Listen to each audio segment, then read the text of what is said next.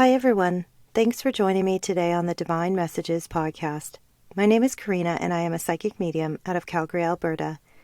Today's episode is about my journey to love, compassion, understanding, and forgiveness. For the last year, I have released a new episode every Friday, but I needed to take a couple weeks off due to a family emergency. But I am back, and I felt the strong need to share my journey with all of you with the hope that this episode may help some of you.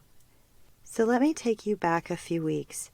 I started to see 555 every single day, and I mean it was everywhere that I looked. 555 means big change is coming.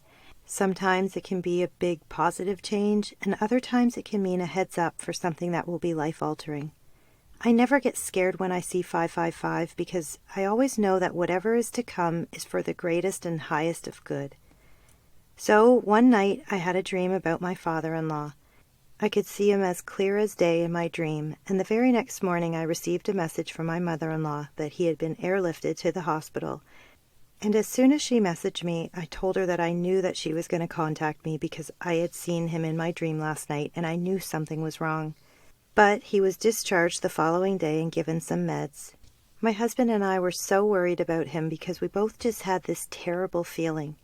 Then, about a week later, I had a dream about my uncle that had passed 15 years ago. It was so real, I could actually feel his energy, and I could even smell him. He always worked on the farm, and I could literally smell the hay and the animals. And I've talked to him multiple times on the other side for my aunt and cousins, but I've never had him visit me in my dreams. And that morning, I woke up, and I knew that the other side was trying to give me a heads up for something to come. Well, the very next day, my father-in-law was admitted to the hospital and was told that he was going to need open heart surgery. It was so stressful. Nick couldn't even fly to see him because the province of Nova Scotia has very strict COVID rules and he would need to be quarantined for 2 weeks. So he sat back feeling completely helpless. I believe it was a Thursday that we got the call, and that weekend we were both feeling just so unsettled. And we couldn't shake this weird heavy feeling. And that Tuesday, I had gotten a call from my brother that my father was admitted to the hospital as well on that very same Thursday.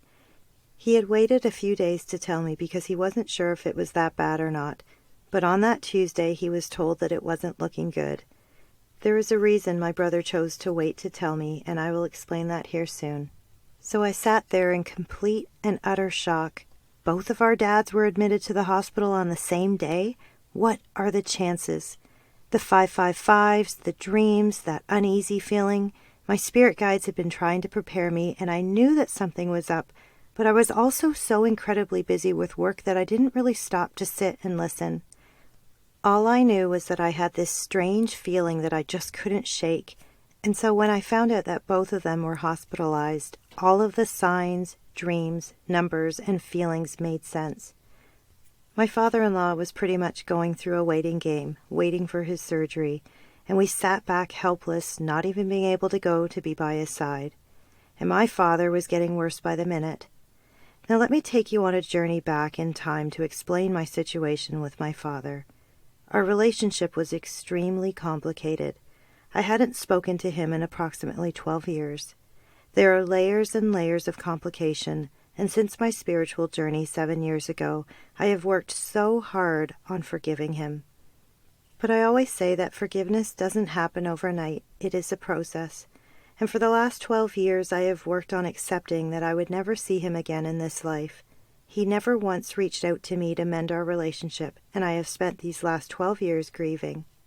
And approximately 7 years ago, he was diagnosed with dementia, and from what my brother has told me, he was slowly slipping away. When I moved across Canada over 13 years ago, it took me 10 years to even get on a plane to go home to Ontario to visit. I either stayed with my younger brother or my best friend. It took me that many years to go home because I was afraid. I was afraid of opening a doorway into my past pain. But 3 years ago, I ripped off that Band-Aid and went with my family. I didn't see either of my parents, but the first trip went better than I thought. And I actually missed being back home and seeing all of my friends and even some of my extended family. I actually enjoyed it so much that I decided to take my kids several times over the last 3 years.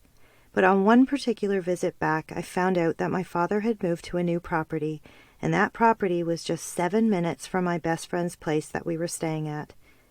It brought out a whole bunch of emotions that I wasn't expecting. I thought about just showing up on his doorstep many times, but from what I heard from my brother was that could actually really confuse him because of his disease, and so I stayed away.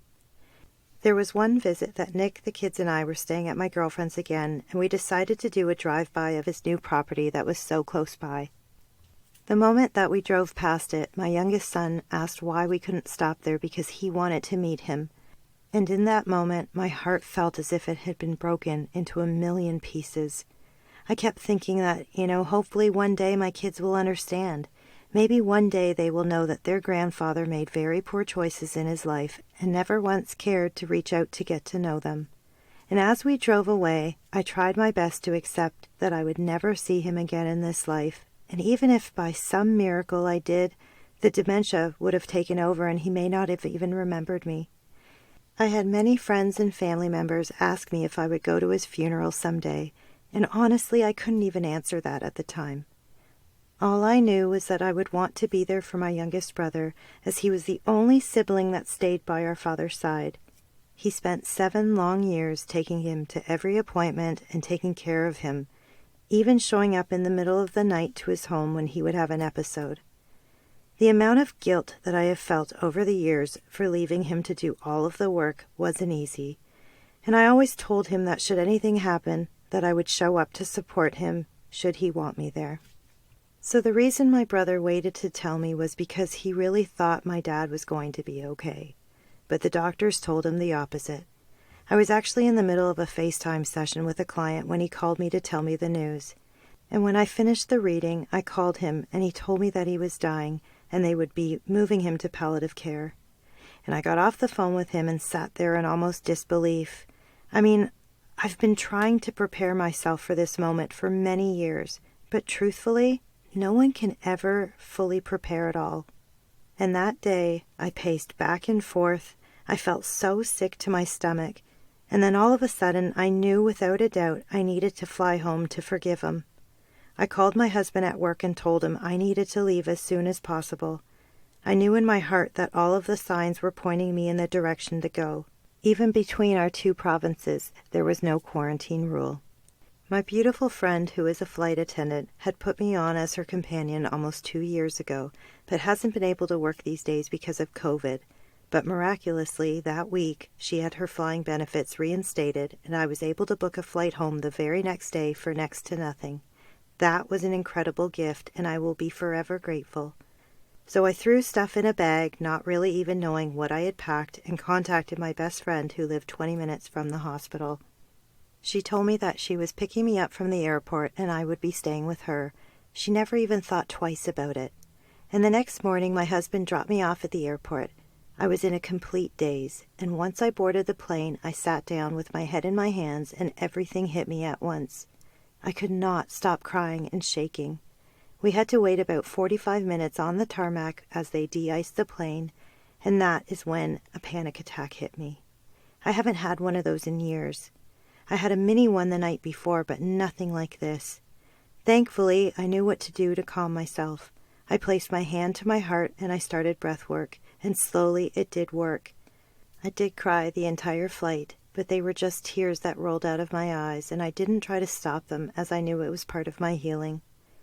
That night when I arrived in Toronto, my girlfriend and her partner and their 4-month-old baby took me to their home.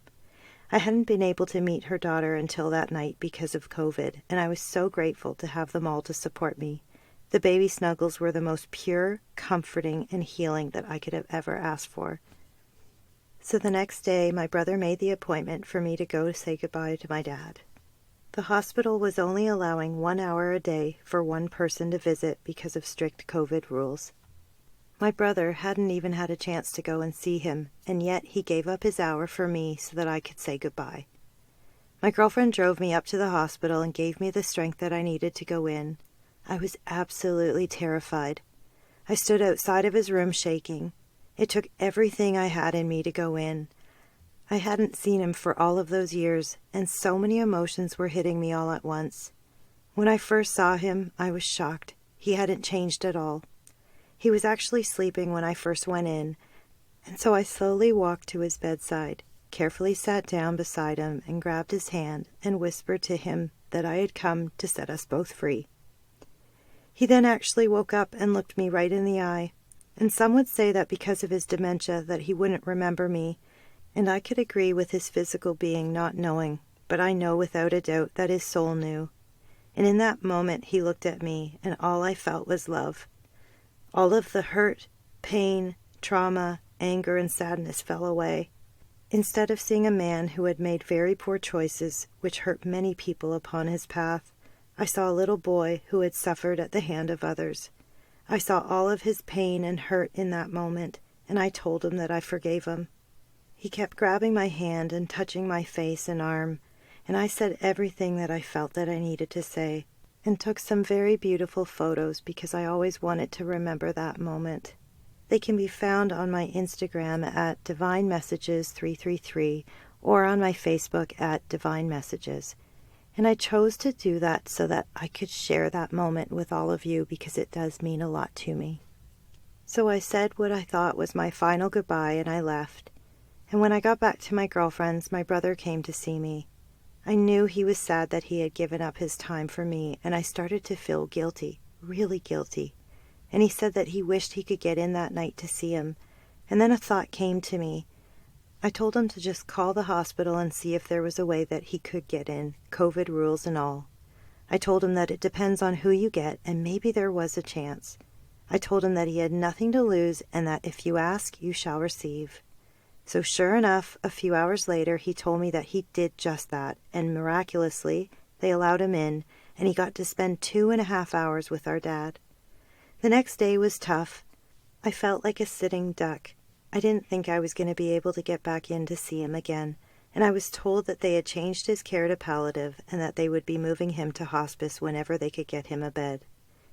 In my heart, I wanted to stay as years ago I had promised my brother that I would be there for him should anything happen to our dad, but at this point I felt in the way. Plus, I was feeling awful for my husband and kids who were stressed out at home, worrying about my father-in-law, and I had a full breakdown that night and decided to book my flight home for the following morning. When I told my brother that I was going home, he seemed to be a little bit shocked, so I asked him if he needed me to stay, and he said yes for a few more days, and that was all I needed to make that decision to stay. I guess I just wanted to know that I wasn't in his way at all, and my father-in-law was an incredible rock for me, even from his hospital bed. He told me that Nick and the kids would be fine and that I needed to be there for my brother. So on the Monday night, my dad was moved to hospice and taken off IV. One of my girlfriends that works at that hospital told me that her very good friend worked at the hospice that he would be sent to, and that her own mother had actually passed at. She told me that she would reach out to her and let her know that he would be coming there as soon as there was a bed available. And we found out that my girlfriend's friend had pulled some strings and got him in right away. Even the doctors were shocked that he had gotten a bed so quickly, and we were so grateful because the visiting rules are different in hospice and they allow multiple people in at any time of the day. What a gift that was that she had given us. And so from the Tuesday to Saturday, my brother and I would go and sit by his bedside. We had some pretty incredible conversations, and we laughed at old memories, and we grew closer. We had difficult conversations as well that were very much needed. And as I sat beside my father while he slept, I held his hand, I kissed his cheeks and forehead. I got to tell him many more things, but most importantly, I told him over and over again that I forgave him. On the Friday, we were told that he had 24 to 48 hours to live. We spent as much time with him as we could have in those 2 days, and we got the call that he had passed at 3:20 a.m. on Easter Sunday morning. We all went to the hospice to see him, and just 2 days later, we went to the funeral. I spent a short time with him in the room. I told him that I wanted him to come visit me every chance that he got. I asked him to send me very specific signs so that I would know that it was him. I told him what I do as a medium, and I wanted him to finally see and know how I love to help people, and that I hoped he would be proud of me. During the week at the hospice, I actually got to see his family members that had passed, and I knew they were waiting for him. And as I stood in front of his lifeless body, I knew that he was free and with them all. I tried my best to hold myself together so that I could be the rock for my brother, but when I finally got to the airport that day after the funeral, it was as if a floodgate had opened up and everything that I had held in came gushing out of me. I stood at the gate and could not stop crying. I was on the phone with Nick, and all I said was that I wished that I could just have a small glass of wine and something to eat, but the pub beside the gate was closed, so Nick told me just to go for a walk and that something would have to be open. I had no appetite but hadn't had any food that day and knew that I couldn't get anything on the plane, so I went to the bathroom, tried to clean up my face, and started walking. And sure enough, I found a small store where I bought a bag of chips, thinking that at least that would be something to tide me over. But as I kept walking, I saw a little pub open, and I was like, okay, great. I can go in, sit, and have a little glass of wine. I didn't have a lot of time, but I was just so happy to sit for a minute and breathe. So I found a spot, sat down, and ordered. And when I took off my mask to take the first sip, the waterworks started again. I couldn't stop them. And there was this man sitting across from me, and he looked at me and said, I can feel your pain. I was in your shoes last year as I lost my brother and sat at the airport feeling the exact same way as you. He offered to buy my glass of wine for me, but I politely declined as I had just paid for mine. He then started to tell me that he had also lost his sister as well, and there was just the 3 siblings. He then told me that all of their names started with the letter J, and I found that to be quite interesting, as I also have 2 siblings, and the 3 of us have names that start with a K. Then he tells me their names, and he says his name is Jerry, and in that moment I completely froze. I said, did you just say your name was Jerry? And he says, yes. I then told him that I had just lost my father, and that was his name. So he took out his ID and slid it to the guy beside me so that I could see. Sure enough, it was even spelt the same way as my dad's. I was sitting there like, what are the chances of that? I then turned to the guy that was sitting in between us, who was just quietly eating his meal, and I apologized for the 2 of us being so depressing talking about loss. And he quietly said that he didn't mind at all and that he completely understood because he had lost his dad just 2 months ago. Again, what are the chances of that as well? So, Jerry tells me he's got to catch his flight back to Calgary. Of course he would be on my flight. As we were walking to the plane, he asked me what row I was sitting in, and I told him it was row number 17. So I checked in and went and found my seat and sat down. It was a completely full flight, and I was sitting between 2 people. I started to have the worst anxiety, and I couldn't stop crying. I put my face between my hands, and I just sobbed. After everyone was seated and we were ready to take off, I heard someone say, hey, you need to get up, I'm taking your seat. And as I looked up, because I had had my head in my hands the entire time, I see Jerry standing at the end of my aisle. He says, you are going to the front and taking my seat. I was in shock. I blankly stared at him, and he was like, we are about to take off and you gotta go. And I tried to tell him that I couldn't do that. I told him that I was fine where I was. I said, thank you, but I'm not taking your seat. And he took one look at me and said, yes, you are. Go now. I'm in seat 3A. Everyone around us was looking. I had tears all over my face, and I stood up as if I was in a daze and walked down the aisle to this man's seat up in Plus, which is considered business class on our Canadian Airlines. I sat down, and I just sobbed even harder, because in that moment, I knew that this man was an angel in disguise, and my father was making this all happen. They served me wine right away and food, and yes, I was so grateful for all of that food because I was actually starving. And there was an older gentleman beside me who talked to me for almost the entire flight. He had told me that he had also lost his father at the very same hospital as my dad. He had kept me sane on that flight home, and it was like he was placed there to keep me afloat. It was halfway through the flight, though, when it hit me that I was flying home as a staff member from my girlfriend, and this poor man gave up his expensive seat for me, and I had already been blessed to have been able to fly for so cheap. It was in that moment that I just had to remember to accept this beautiful gift from the universe, and I swore that I would pay it forward.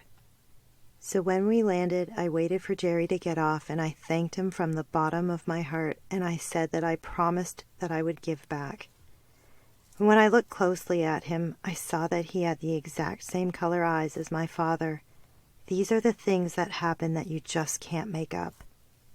I came home to my family and told Nick the whole story, and we both knew without a doubt it was my father trying to make things up to me, even in some small way. What I've learned throughout this entire journey over the last few weeks is that I've acquired a new sense of love, compassion, understanding, and forgiveness. I feel that I will now be able to truly empathize with people as a medium.